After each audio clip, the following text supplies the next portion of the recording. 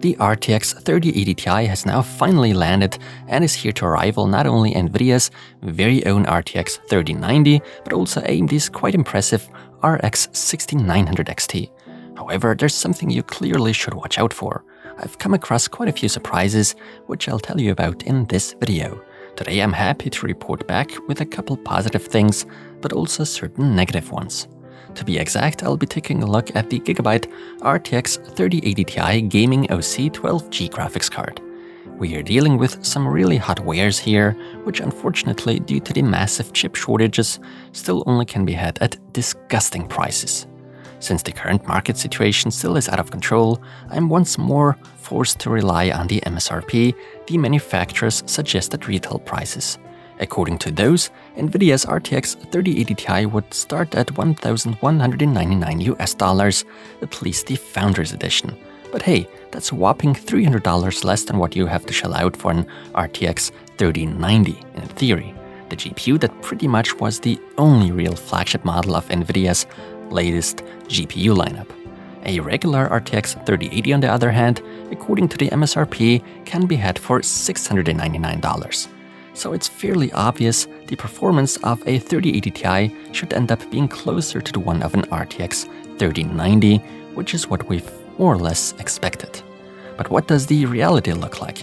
Is it really safe to assume and expect RTX 3090-like performance from a 3080 Ti?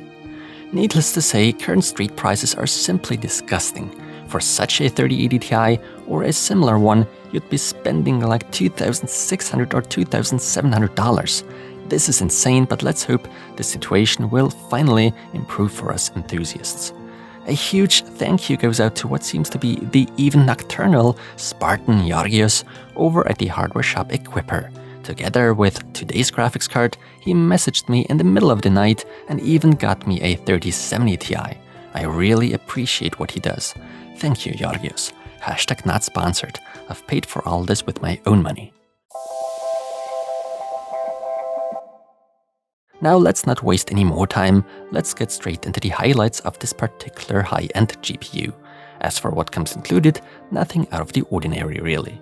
You do get the option to register your card over at GIGABYTE's website though, to claim or rather extend your warranty to 4 years.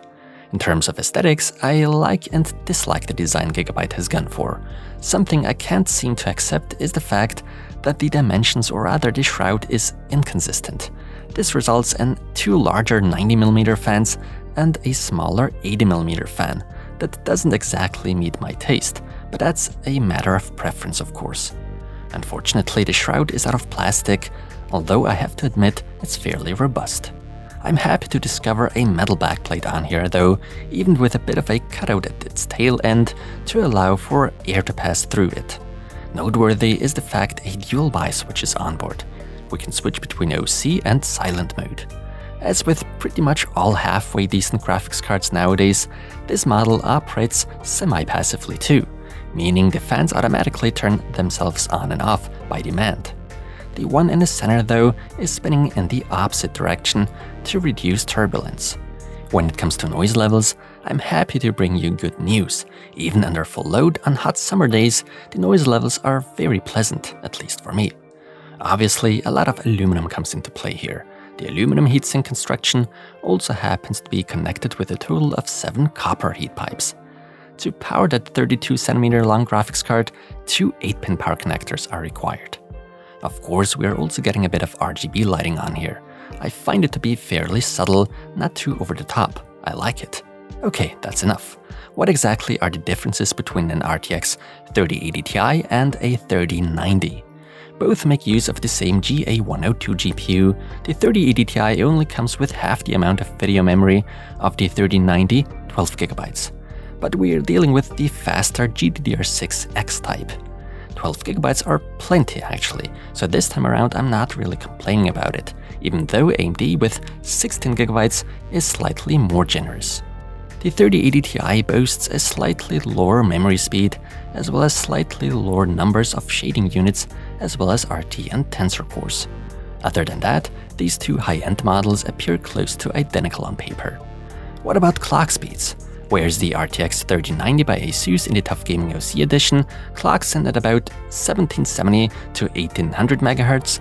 In the case of the 3080 Ti by Gigabyte here, we're looking at roughly 1845 and sometimes even up to 1860 MHz on the GPU. I kinda know what some of you might be expecting now, but I'm not talking about it just yet. We'll get to it a bit later into the video. As always, I'll be using my usual GPU test bench, consisting of the AMD Ryzen 9 5950X 16-core CPU, the very reliable ASRock X570 EPG Veloci motherboard, together with a Deepcool Castle 240EX AIO liquid cooler.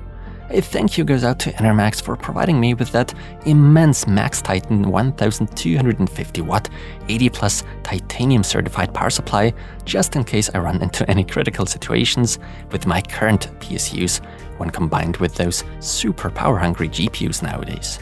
And no, I'm not being forced to do this shoutout. I'm doing it out of my own free will, and I don't get paid for doing so. Just out of transparency, I still feel the need to mark this section of the video as an ad. Alright, enough beating around the bush, it's time to finally inspect those test results. Enjoy!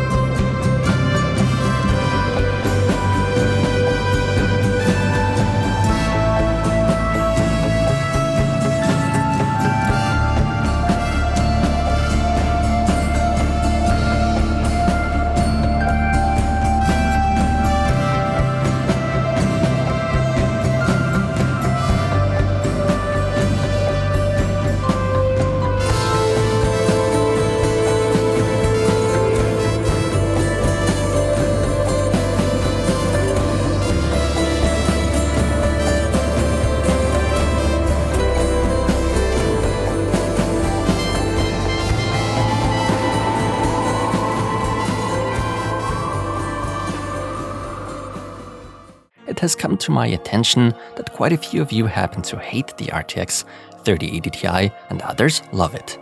Obviously, we're dealing with a little bit of a mixed bag of emotions there, and I get it. I do understand where this love-hate feeling is coming from, and there's surely at least two reasons for it. For one, people are sick of those horrible shortages and extremely high pricing caused by those. And on the other hand, RTX 3090 buyers might feel a bit, bamboozled. However, close to every one of us had to expect a 3080 Ti to appear within the next few months after the RTX 3090 launched. We now get somewhat comparable performance for less money. And this brings us to the next painful point. By less money, we are in the best case scenario still talking of a whopping $1,200 MSRP. The fact that the prices of high-end graphics cards tend to be so very high these days will and does upset many enthusiasts. I do get it, but at the same time I also understand the counter-argument. You don't have to buy the top-of-the-line model if an RTX 3070 or 3080 would serve you just fine for most purposes. That, however, is a decision everyone has to make on their own. To sum things up, I can confirm that both the RTX 3080 Ti and 3090 offer pretty much identical performance, plus minus more or less, which tends to depend on the tested board partner, AIB model and edition at the end of the day. You surely couldn't help but notice today's 3080 Ti and several game titles ended up slightly coming out on top of the pricier RTX 3090 that comes equipped with 24GB of VRAM. That cannot be possible, some might think. Yes, it's very possible actually. 12GB are plenty most of the time. Only once we get to resolutions such as 8K and beyond will greatly benefit from those 24GB an RTX 3090 offers. On the other hand, at 8K, it's actually the GPU that gets to its very limits, not the VRAM. Furthermore, a high video memory capacity for productivity is of great importance. Most of you watching, however, don't care about that aspect, I believe. The secret behind the often slightly higher frame rate in-game with the 3080 Ti over my RTX 3090 simply is the fact that Gigabyte went for a much more aggressive power limit and provides the graphics card with more voltage. With good cooling, that's easily doable, and good cooling we certainly get here. This means, thanks to NVIDIA's GPU boost, the card automatically, consistently clocks higher. After all, Gigabyte's higher power limit allows the graphics card to draw more power, which sometimes definitely shows in terms of frame rate in certain game titles. We do, however, also get a bitter aftertaste of that when glancing over to the power consumption. With this particular RTX 3080, the Gaming OC edition, my system is consuming 41 watts more than with my RTX 3090. We've now hit 517 watts, and that is with the CPU sitting idle. That's a lot, and really goes to show a good power supply is a must. So this is definitely one reason to watch out. The same actually applies to the RTX 3090 variants. Depending on what board partner and edition we're dealing with, we could easily be looking at slightly different power draws.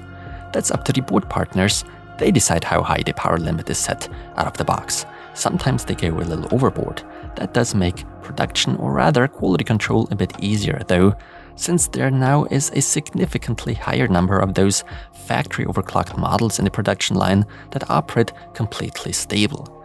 A higher voltage is great for balancing that out. I hope you understand what I mean by this. Those of you that know their way around GPUs or in general simply are enthusiasts easily can take matters into their own hands by either lowering the power limit slightly or by simply decreasing the GPU voltage manually, and that's pretty much it. Subjectively speaking, AMD's counterpart, the RX 6900 XT, has now gotten some strong competition. Albeit it still needs to be said, according to the MSRP at least, an RX 6900 XT at $1,000 is still noticeably cheaper than an RTX 3080 Ti for $1,200. The Radeon card does have its weaknesses when it comes to ray tracing though, and it's still a little uncertain how FSR or some kind of DLSS alternative will do at the end of the day. We'll soon have more information on that. So from a pure technical standpoint, we consumers now have great choices for both AMD and NVIDIA. Both offer a pretty good lineup now. In the end, of course, pricing and the current market situation is what dictates what we end up buying. With that said, thank you so much for watching, and I hope I'll soon be able to upload videos more frequently. Take care, everyone.